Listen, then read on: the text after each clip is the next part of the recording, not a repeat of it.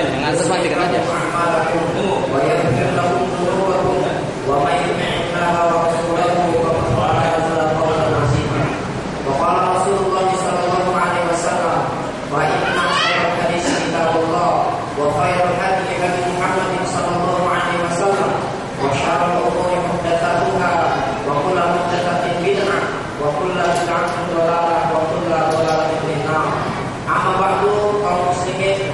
Para hadirin, bapak-bapak, ibu-ibu yang dimuliakan oleh Allah Subhanahu wa taala. Marilah pada kesempatan yang berbahagia ini kita bersyukur kepada Allah Subhanahu wa taala yang masih memperkenankan kepada kita nikmat-nikmatnya, terutama nikmat kesehatan, umur yang panjang, waktu yang luang, sehingga pada kesempatan yang berbahagia ini kita dapat berkumpul di dalam rumah Allah Subhanahu wa taala untuk melakukan satu aktivitas yang sangat mulia sekali. Bahkan kata Rasulullah sallallahu alaihi wasallam, "Khairukum man ta'allama al-Qur'an wa 'allama." Sebaik-baik kamu adalah yang mempelajari Al-Qur'an dan yang mengajarkannya. Selawat beriring salam kita senantiasa berikan kepada junjungan kita Nabi Muhammad sallallahu alaihi wasallam beserta keluarganya, para sahabatnya, serta orang-orang yang senantiasa mengikuti jejaran Rasulullah sallallahu alaihi wasallam sampai datangnya hari kiamat. Kaum muslimin, bapak-bapak, ibu-ibu yang Allah Subhanahu wa taala. Pada kesempatan yang berbahagia ini kita kehadiran tamu dari jauh, yaitu dari Solo. Ustadznya sudah berada di tengah-tengah kita. Saya akan bacakan beberapa biodata beliau. Pertama, nama beliau adalah Ustadz Abu Fatih Al-Adnani. Tempat dan tanggal lahir Jakarta 18 bulan 8 tahun 1975. Kemudian alamat beliau saat ini adalah Pondok Pesantren Darus Syahadat Simo Boyolali, Jawa Tengah. Profesi beliau adalah penulis buku-buku bestseller, yaitu buku-buku seri akhir zaman. Ustadz Abu Fatih Al-Adnani ini banyak tulisan-tulisannya yang menuliskan tentang buku-buku tentang fitnah-fitnah ataupun negara negeri-negeri yang ada di akhir zaman, negeri-negeri akhirat tentang akhir zaman, kemudian tentang negeri-negeri yang ada di akhirat. Banyak karangannya. Kemudian beliau juga adalah pemilik Pustaka Arafah. Beliau memiliki sebuah penerbit namanya Pustaka Arafah. Kemudian beliau juga sebagai pendiri dan pemilik BFT Arafah Solo. Status istri 1, anak 9. Bapak, ibu-ibu yang dimuliakan oleh Allah Subhanahu wa taala, pada kesempatan yang berbahagia ini, alhamdulillah kita akan mendapatkan satu materi bedah buku dari salah satu buku yang ditulis oleh Ustadz Abu Fatih Al-Adnani, yaitu yang berjudul Dahsyatnya Perjalanan Menuju Akhirat. Dahsyatnya Perjalanan Menuju Akhirat yang langsung ditulis oleh Ustadz Abu Fatih Al-Adnani dan langsung dibedah oleh beliau. Nah, ini merupakan satu karunia dari Allah Subhanahu wa taala yang patut kita syukuri. Bapak-bapak, kaum muslimin yang dimuliakan oleh Allah Subhanahu wa taala, urutan kegiatan kita yang pertama adalah kajian dari Ustaz. Kemudian setelah Ustaz memberikan kajiannya tentang bedah buku Perjalanan ke Akhirat, maka nanti akan ada sesi tanya jawab. Maka bagi bapak-bapak, ibu-ibu yang memiliki pertanyaan-pertanyaan tentang perjalanan menuju akhirat, dipersiapkan. Bisa ditulis atau nanti kalau bagi bapak-bapak langsung di sesi pertanyaan tunjuk tangan. Ya, nanti insya Allah akan kita berikan waktu seluang-luangnya sehingga kita betul-betul bisa memahami daripada visi misi Ustaz menulis daripada kitab ini tersebut. Saya kira ini saja pembukaan dari saya, tidak memperpanjang daripada mukadimah, langsung waktu dan tempat kita persilakan kepada Ustaz dengan segala hormat. Bismillahirrahmanirrahim. Assalamualaikum warahmatullahi wabarakatuh. Innal hamdalillah nahmaduhu wa nasta'inuhu wa nastaghfiruh wa natubu ilaih.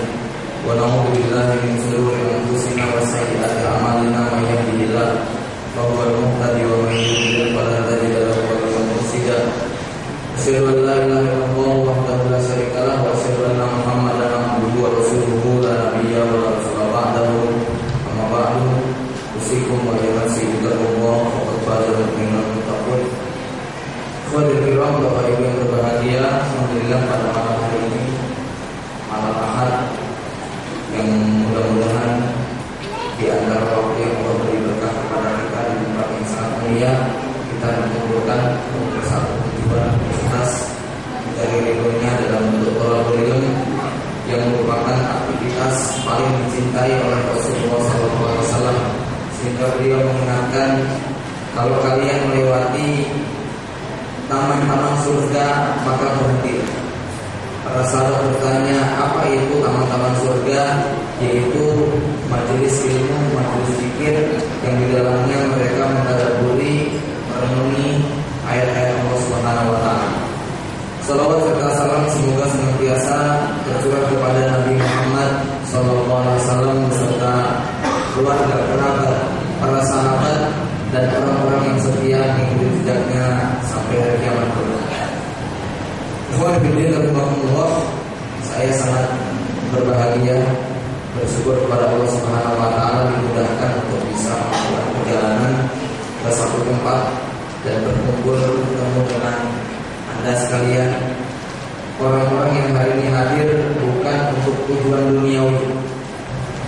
Ada satu kedudukan dan makom yang dijanjikan oleh Rasulullah SAW, yang dijanjikan ala manabir min nur yaumil qiyamah. Mereka nanti akan diberikan sebuah tempat atau mimbar yang terbuat dari cahaya. Yang begitu hukum anbiya wa syuhada, yang para nabi dan orang-orang mati syahid pun merasa iri dengan kedudukan semacam ini.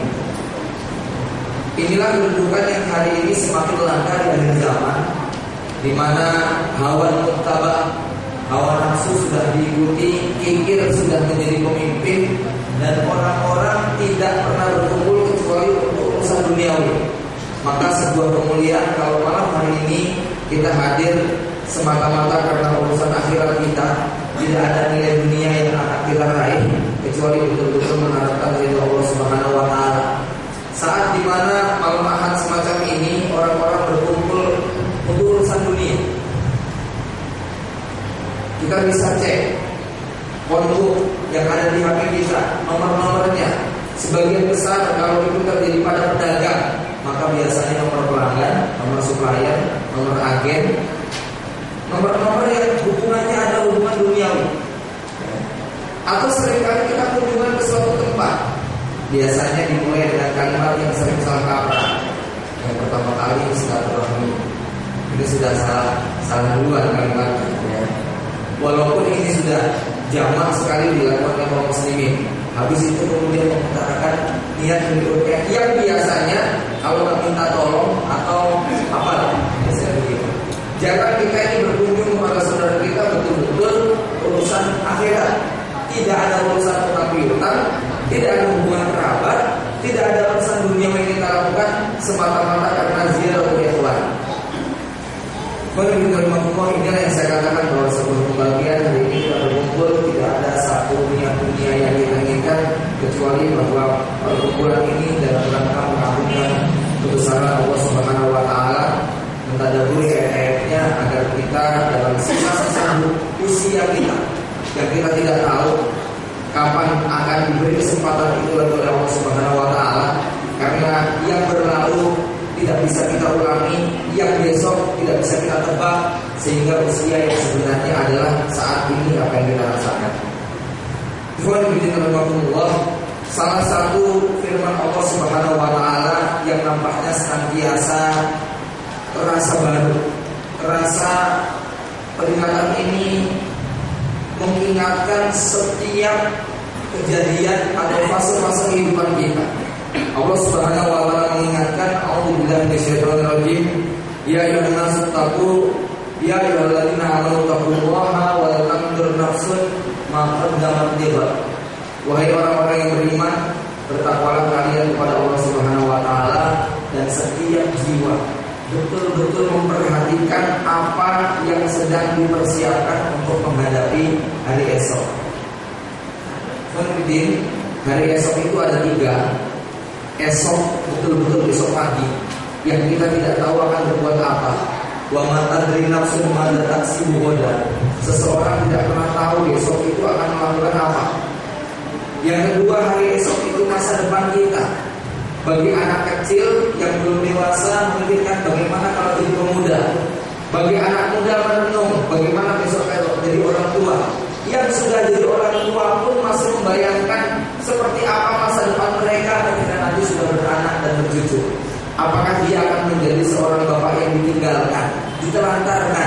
lalu kemudian hidupnya merana, atau dia akan tetap dirawat oleh anak-anaknya dan menikmati hari akhir dengan penuh kebahagiaan karena bisa totalitas di dalam beribadah kepada Allah Subhanahu wa taala. Ittaqullaha wal tanzur nafsun ma qaddamat lighad. Bertakwalah kalian kepada Allah dan setiap jiwa hendaknya betul-betul memperhatikan apa yang telah dipersiapkan untuk hari esok. Ini mengajarkan kepada kita, mengajarkan kepada setiap muslim, setiap manusia agar mengecek ulang, mengecek kembali apa yang sudah dipersiapkannya untuk esok. Di dalam surat Al-Insyirah Allah Subhanahu wa taala juga kemudian mengingatkan, A'udzubillahi minasyaitonir rajim.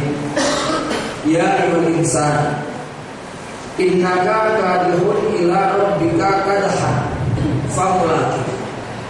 Wahai manusia, sebenarnya setiap kalian semuanya sedang betul-betul melakukan perjalanan, bekerja keras menuju Allah Subhanahu wa taala, famulaqih.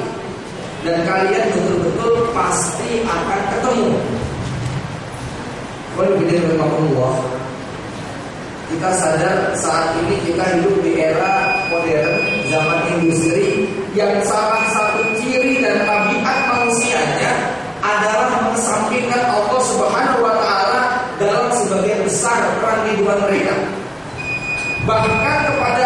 Bahkan orang Islam sekalipun, ya, memberikan ruang yang sangat sempit kepada Allah Subhanahu wa taala.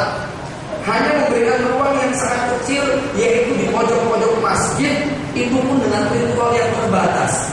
Allah tidak boleh hadir di jalan raya, Allah tidak boleh terlibat di dalam pasar, Allah tidak boleh terlibat di dalam transaksi-transaksi mereka, bahkan Allah tidak boleh terlibat di dalam urusan pengelolaan negara dan bangsa.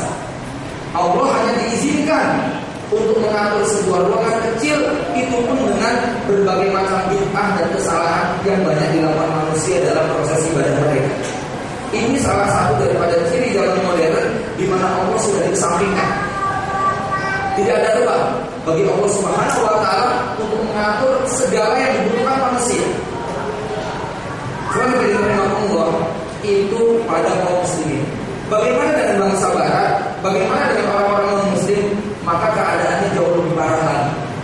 Pada tingkat tertentu mereka sudah sampai pada keyakinan tidak adanya akhirat, apalagi percaya kepada surga dan neraka, percaya kepada hisab dan padang mahsyar, percaya kepada sirat, percaya kepada azab dan nikmat kubur.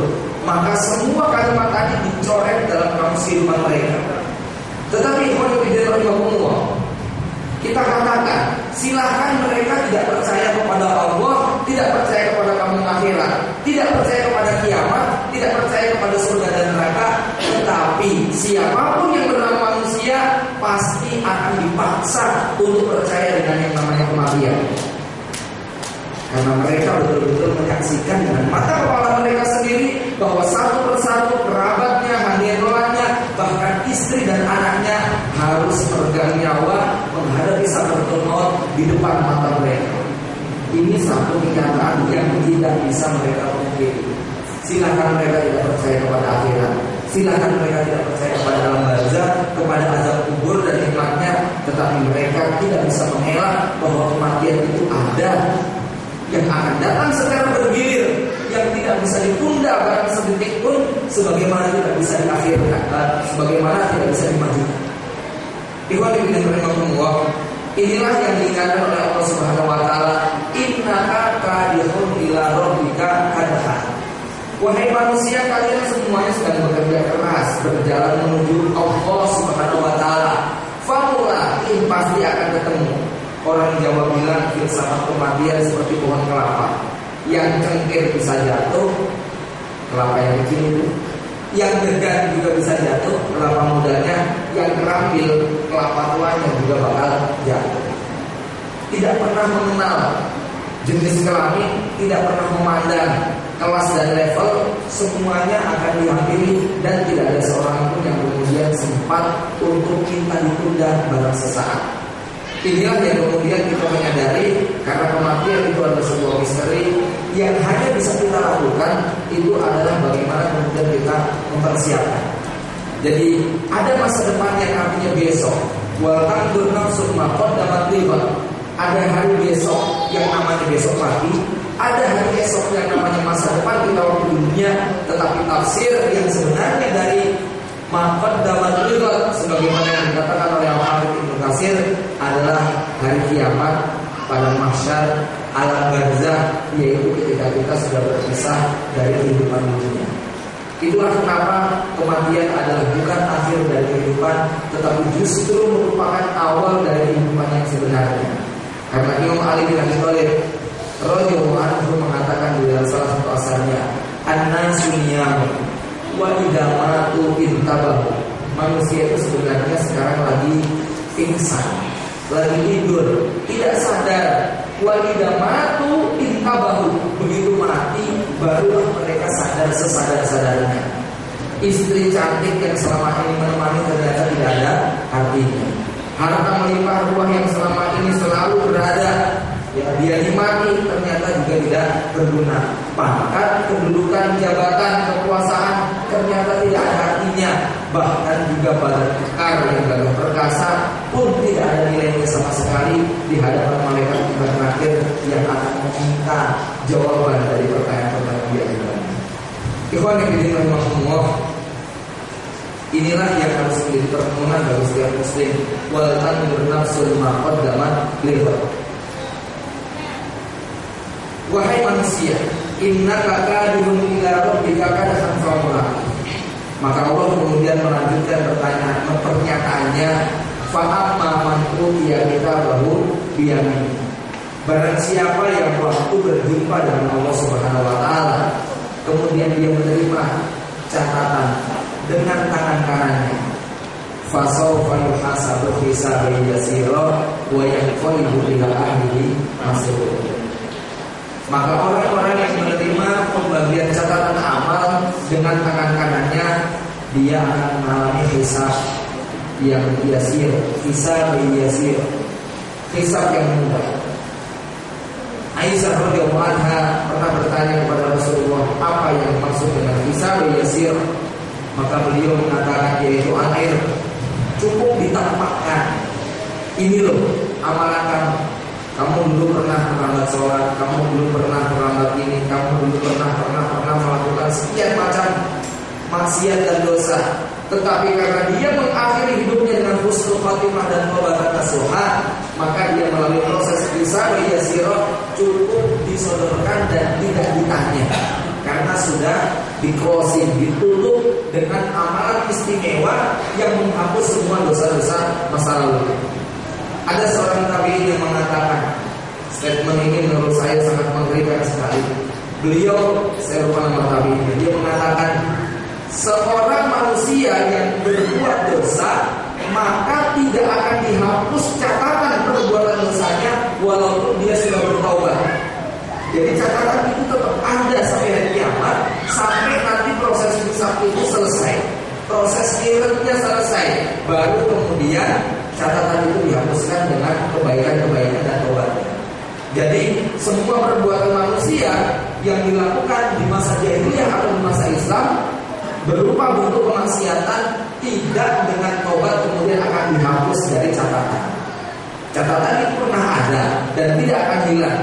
Dan ini akan semakin logis kalau kita memahami cara kerja satu makhluk Allah Subhanahu wa taala yang dititipkan di dalam tubuh kita yang bernama al-zanah, tulang ekor. Orang Hindu bilang saririka dhatu. Dia kalau boleh kita ilmiahkan, bekerjanya mirip seperti flash disk, menyimpan seluruh data dan perbuatan manusia yang dilakukan dari sejak dilahirkan sampai meninggal dunia. Inilah barangkali kalau kita nanti gambarkan, ilustrasikan, ya, Anda bisa lihat yang namanya flash disk. Bisa nggak kita tonton isinya, Pak? Nggak bisa ya. Bisanya kalau sudah kita setel, baru kelihatan di layar. Saririka dhatu, az-zana, tulang ekor yang ada pada tubuh manusia, yang oleh Rasul dikatakan tidak akan pernah bisa dihancurkan dengan cara apapun. Dan tulang ekor itulah nanti yang pada hari kiamat akan disiram dengan air kehidupan, dengan air hujan. Lalu dalam sosok manusia. Dia tumbuh seperti tanaman-tanaman yang disiram dengan air di musim hujan. Tumbuh seperti itu. Lalu roh masuk ke dalam jasad itu dan tidak pernah bisa bertukar, karena memang memiliki kode-kode dan ciri yang sangat khusus yang tidak mungkin sekian miliar itu akan terjadi tukaran. Ini luar biasanya penciptaan Allah dan pemandangan yang sangat mengerikan pada masyarakat. Ketika makhluk yang bernama manusia ini kemudian disiram dengan air hujan, maka dia tumbuh seperti kol yang tumbuh di musim hujan. Kemudian ruh akan kembali pada saat sakaratul maut. Dimana diberitahukan, lalu manusia nanti akan dimintai pertanggungjawabannya, disetel seluruh amalannya. Inilah yang akan memberikan kesaksian. Dimana diberitahukan, sehingga Allah Subhanahu Wa Taala kemudian mengingatkan tentang perjumpaan yang tidak bisa dielakkan. Bahkan kita kemudian mendapati ada satu pernyataan yang sangat indah dari seorang ahlu syirki. Dia orang musyrik, dia hidup di masa jahiliyah.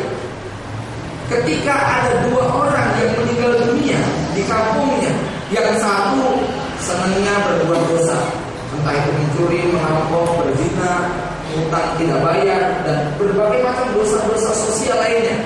Sementara yang satu ini adalah orang baik, ramah, berbakti pada orang tua, jujur, kalimat-kalimatnya sangat santun.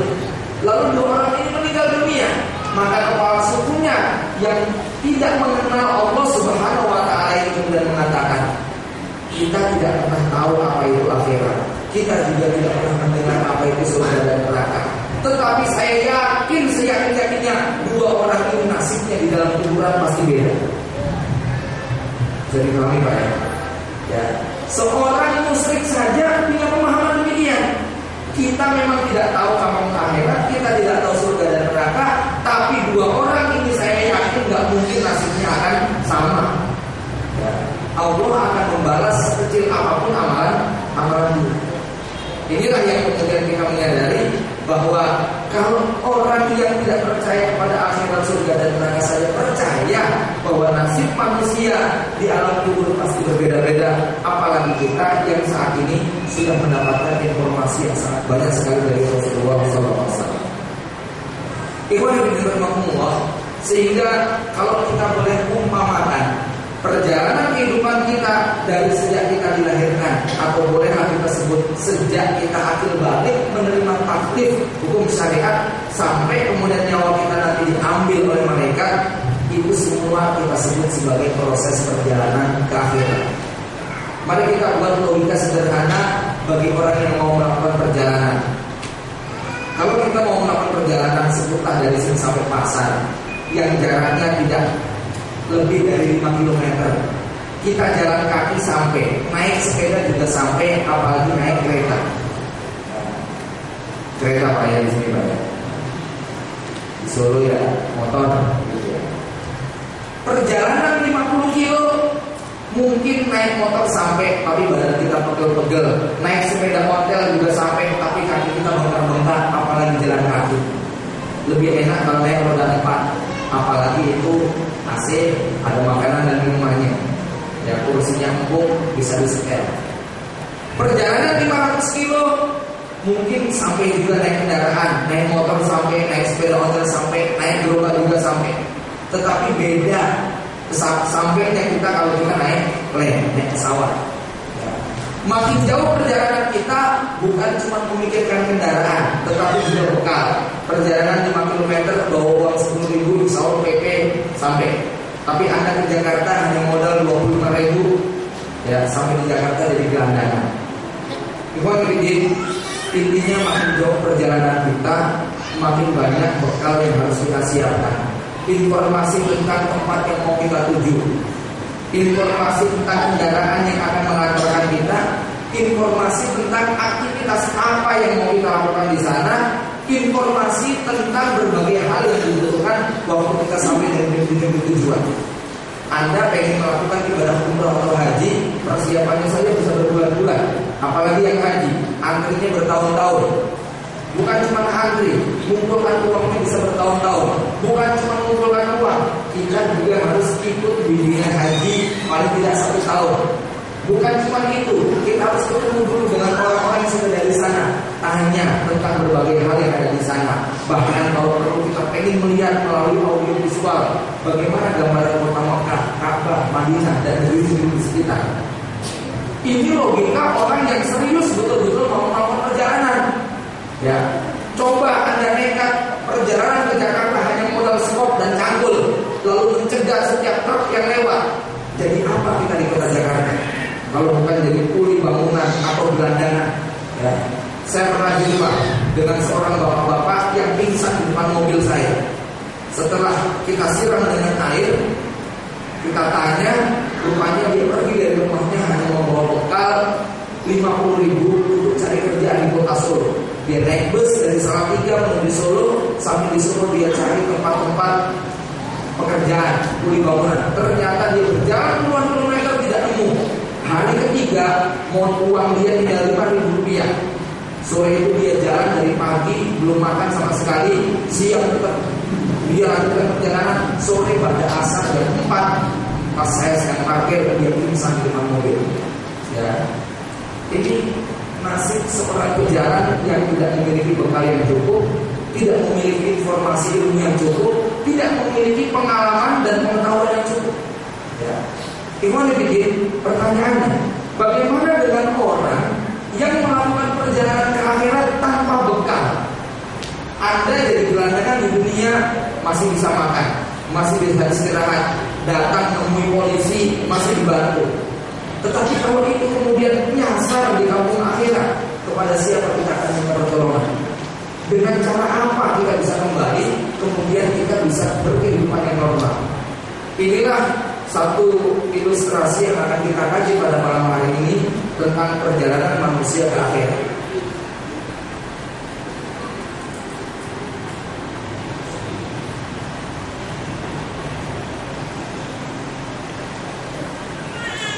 Ikhwan fillah rahimakumullah. Kalau kendaraan yang akan membawa kita ke satu tempat kita sebut bus, maka bus atau kendaraan yang bisa menyampaikan kita ke kampung akhirat cuma ada satu, namanya Islam. Dan Allah sudah berjanji, wa may yabtaghi ghairal Islam dinan fala yuqbal minhu.